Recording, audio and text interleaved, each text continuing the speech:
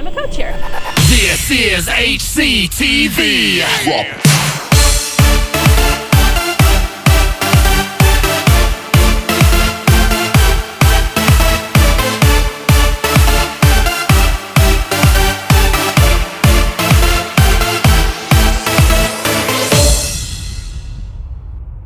This week we have owner and coach at Star Athletics, Lee Grobstein. Thank you for being with us, Lee. Thank you for having me. Why don't you tell us a little bit about yourself and about your gym? Sure. So yeah, my name is Lee. I'm from Star Athletics in New Jersey, and we are an all-star gym. We have 10 full-year teams and a few half-year teams that are going to be starting up pretty soon. And I've owned the gym for 5 years. And just like you, I also was a all-star cheerleader at Star Athletics back in high school. So I've been around for quite a long time. A long time. At Star Athletics, yep. That's great. And now I also know that you have an affiliation with the USASF. Tell us about that. Yeah, I've served on the National Advisory Board for the USASF for the past 3 or 4 years. And I also work with the Mentoring Leaders program, which is a program that they have young coaches coming up and giving them leadership training to use back at their gym. That's really great. And we have Lee here with us this week because he did a roundtable discussion with our staff. Can you tell us a little bit about how that came about and maybe cover some things that you talked about? Sure. Well, it came about because I'm close with Kelly and Kayla, and I even know Travis and Jen and a bunch of other people here at HotCheer, and I've been following HotCheer for many years on social media and on YouTube and at competitions, and I just think that it's a great gym and your routines are awesome and you have coaches that are so passionate and invested in everything that you guys do. So I'm very attracted to that and I think it's awesome. So Kelly and I met a few times at some conferences here and there, and she invited me to come out to the gym to speak to the staff about some of the things that I was talking about at the conferences. So we did some discussions about how to prepare your athletes at practice and how to get them more excited for competitions, and some in-house competitions you can do and games and contests to run at practice to get everybody motivated and excited.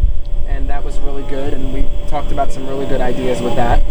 And we also talked about how to train your athletes to become better leaders.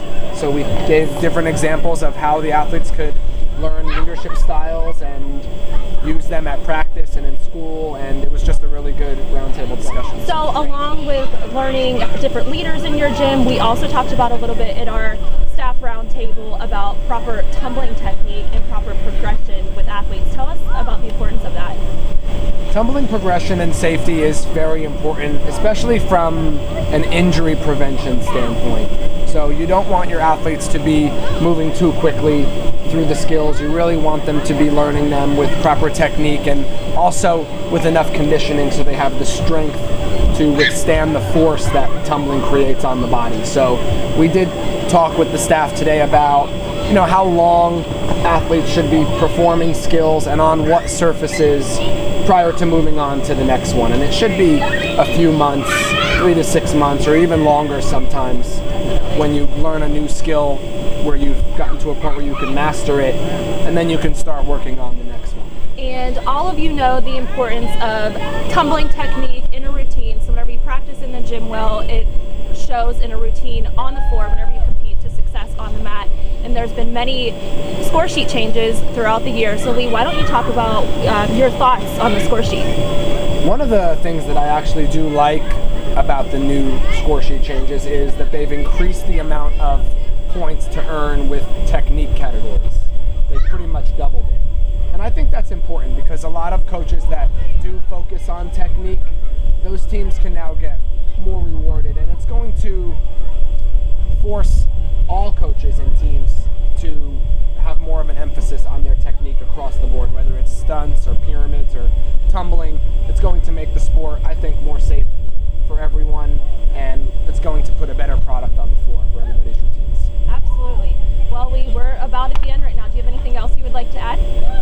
No, it was my first time out here at HotCheer, and we went to a Pittsburgh Pirates game last night, which was super fun, and I enjoyed the gym and meeting all the staff, and I'm excited to possibly come back again and maybe meet some of the athletes next time and see some of the practices. Awesome. Well, thank you so much for being here this week. We'll definitely have you back anytime.